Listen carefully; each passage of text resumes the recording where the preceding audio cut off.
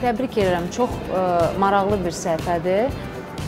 Yəni, analarımızı, bizləri bir çox maraqlandıran suallar var. Ən çox da sevdiyim orada audio nağıllardır.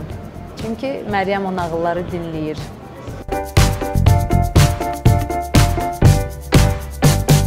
Məndə Məryəm gecə yeridir. Bir balaca ayaqları ilə problemi var idi doğulanda. Əslində mən çox qorxmuşdum. İlk, yəni öncə bu xəbəri eşidəndə mən nətər bitirəcəyim. Mənim üçün ən vacibi olan bir şeydir ki, ali məktəbə daxil olsun.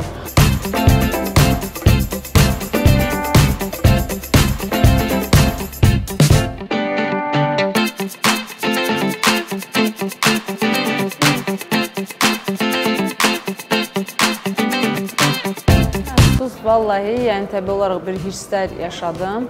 Nəzərə alsaq ki, oğlumla qızımın arasında yəni 14 yaş fərq var.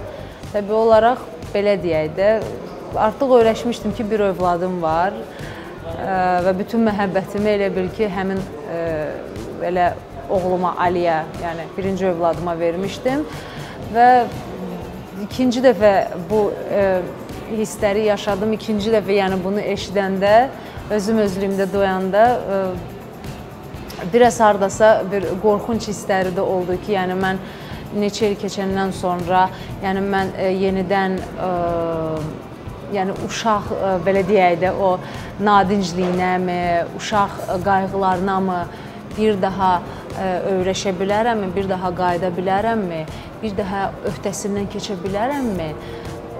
Və ona görə bir balaca o qorxunc hissləri məndə var idi.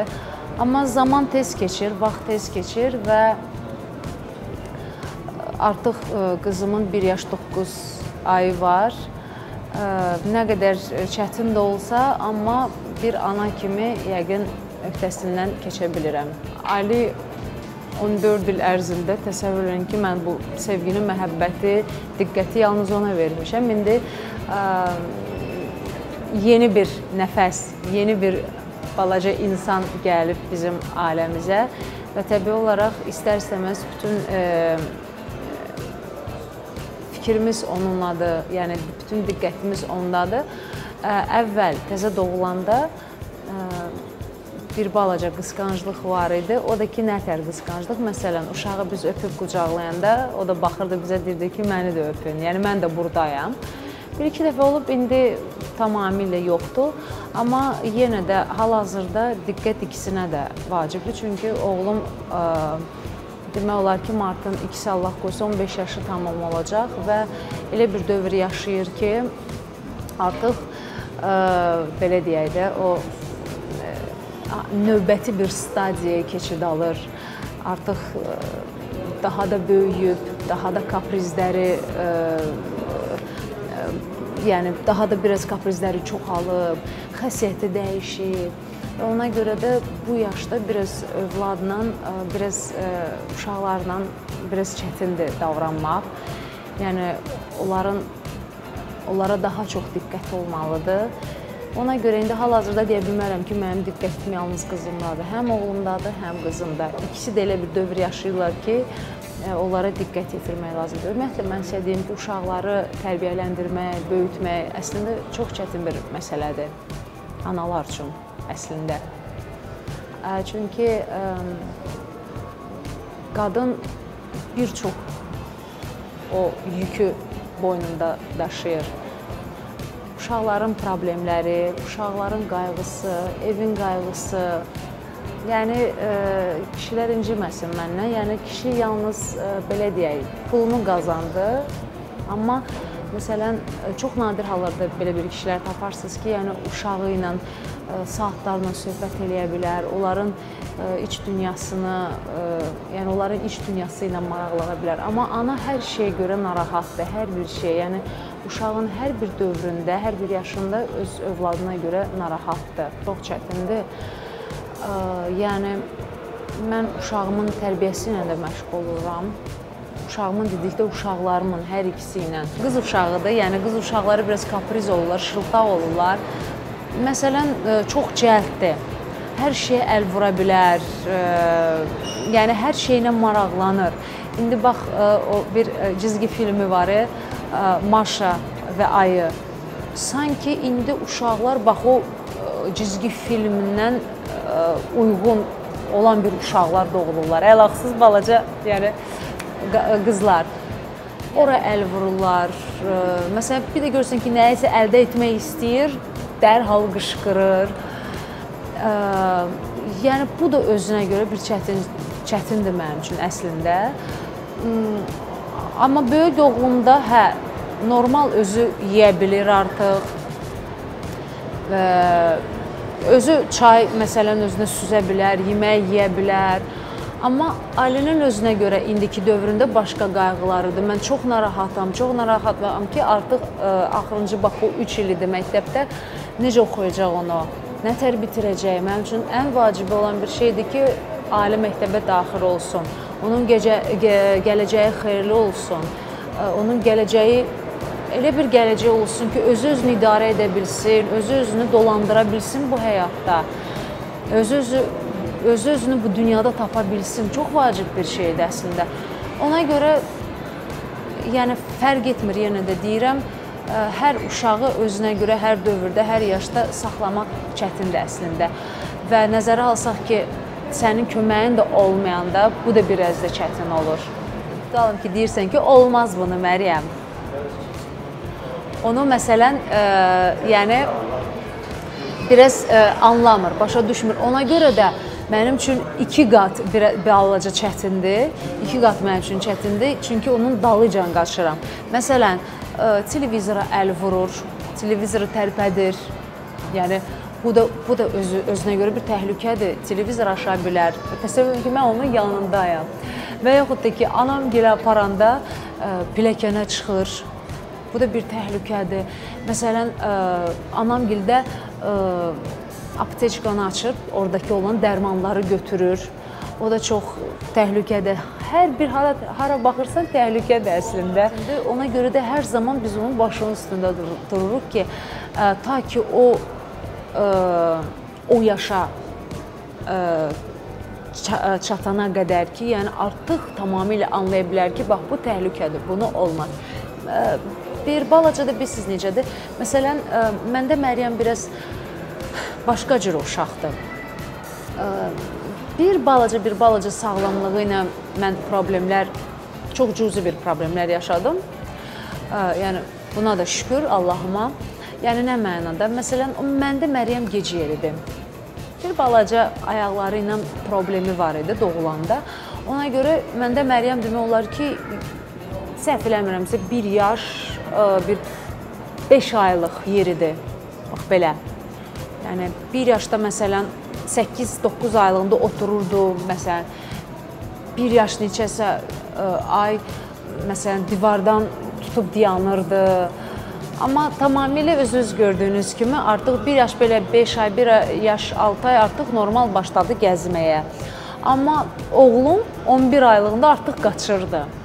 Yəni, mən ümumiyyətlə analara, yəni xanımlara, üzr istəyirəm, xanımlara üzünü tutub demək istəyirəm ki, gələcəkdə ana olmaq istəyirlərsə, yenə də bu bir balaca sağlamlıqla da bəlkə də, sağlamlıqdan da bəlkə irəli gəlir. Yəni, nə mənada?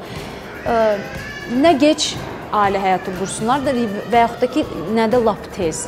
19-20 yaşında ailə qurduqda çalışsınlar ki, tez övladlarını dünyaya gətirsinlər. Artıq mənim də bir balaca sağlamlığım, zəifliyim haradasa, zəifliyim, bəlkə o da rol oynadı, qızımın da belə zəif olmasında. Ona görə də vaxtında övladlarınızı dünyaya gətirin, həm səbriniz çatsın övladlarınıza ki, çünki səbr çox vacibdir.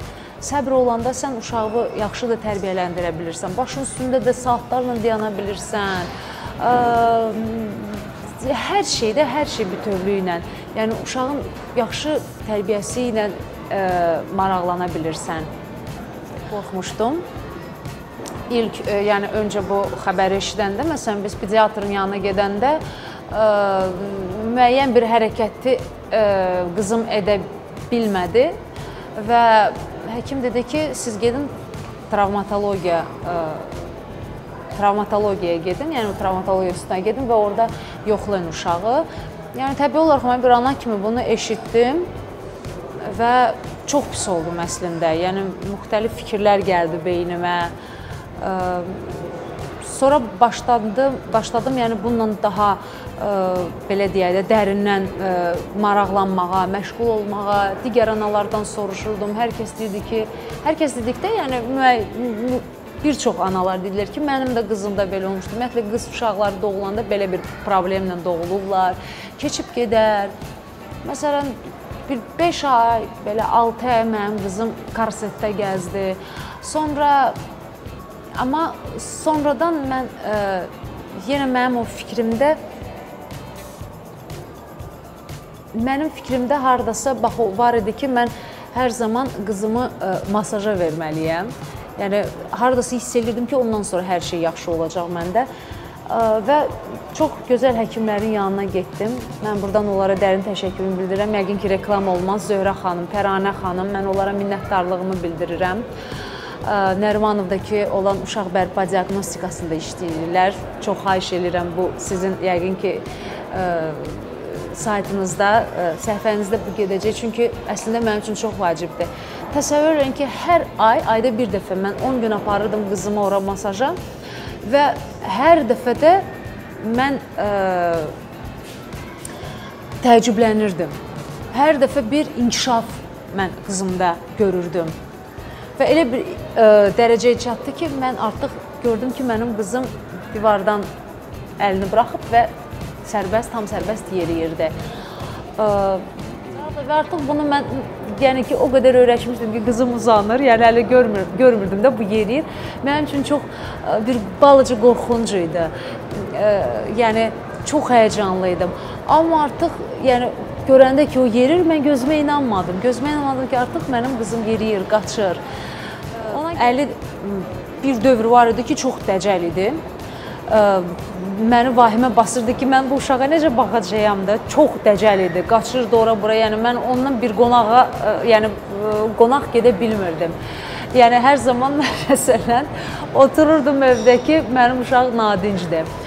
Amma sonra bir dövr keçdi, Əli o qədər sakit olub məndə, o qədər öz aləmi var, öz dünyası var və təhliyədə öyrəşən bir insandır.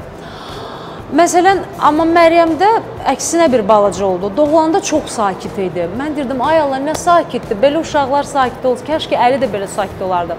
Amma Məryəm 1 yaşından sonra tamamilə başqa bir insan oldu. Əslində bilirsiniz necədir, əgər sənin köməyin varsa, sənə hər şey belə deyək də, uşaqları böyütmək asan gələcək. Əgər köməyin yoxdursa, çətindir. Yenə o insanın özündən asılıdır. Xanım bacara bilirsə vaxtında, yenə də deyirəm, övladları dünyaya, uşaqları dünyaya gətirsinlər ki, sonra, yəni bir dəfəlik böyüdürlər, sonra tam rahatçılıq olur. Nə bilim, bilirsiniz, bu qismətdir. Bu qismətdir, yenə də deyirəm, yəni ana ola bilər, yəni təsadüfən ikisini, üçünü birdən doğa bilər və onların tərbiyəsində məşğul ola bilər. İnsan da ola bilər ki, ana da ola bilər ki, məsələn, birini bu il doğub, birini deyəcək ki, yox, mən 5-6 ildən. Yəni, hər bir xanımın özünə görə öz psixologiyası var. Yəni, mənim buradan nəyisə deməyim, mənə elə gəlir ki, heç nə dəyişməyəcək. Sadəcə demək istəyirəm ki, analar hər zaman öz uşaqlarına, valideynlər ümumiyyətlə hər zaman öz uşaqlarına dost olsunlar. Dost olmaq öz övladlarına ən vacib olan bir şeydir. Çünki biz nə qədər də biz onlara nə qədər dost olsaq, bir o qədər bizim gələcəkdə də uşaqlarımızla münasibətlərimiz gözəl ola biləcək. Çünki mənim hal-hazırda mənim anam, məsələn, mənim anam uşaqlıqda, məsələn, mən istəyərdim ona sirlərimi açam. Amma mənim anam öz işi ilə məşğul idi, tam fərqli bir xarakteri var idi, mən ona sirlərimi danışa bilmirdim, mən onunla bölüşə bilmirdim. Amma indi görürəm ki, mənim anam mənimlə danışır, nəsə görürəm, istəyir mənimlə sirlərini bölüşsün. Mən düşünürəm ki, gərək vaxtında o bünövrəni biz yaradaq uşaqlarımız üçün. Ən vacib olan bir şeydir. Sizin saytınıza baxdığımız zaman könlümüz açılsın. Gözəl həkimlərin məsləhətlərini ala bilək. Nəinki biz, hətta uşaqlarımızla birgə maraqlı süjetlərə baxa bilək, maraqlı cizgilərə baxa bilək ki, sizin yəni hər dəfə bu sayta baxdığımız zaman könlümüz də açılsın və təbii olaraq ki, layqlarınız bol olsun. Yəni sizin saytınızın nətər deyim, bol-bol oxucu, və saytınızın bol-bol oxucuları olsun. Ən əsası budur. Təşəkkürümü bildirirəm məni bura dəvət etdiyin üçün. Sənin Facebookda paylaşdığın zaman, yəni o sayta daxil oldum, o səhifəyə daxil oldum, maraqlandım və təbrik edirəm. Çox maraqlı bir səhifədir. Yəni analarımızı, bizləri bir çox maraqlandıran suallar var. Bir çox bizi maraqlandıran suallara cavablar var orada. Yəni o cavabları biz orada tapa bilərik. Ən çox da sevdiyim orada audio nağıllardır. Çünki Məryəm o nağılları dinləyir.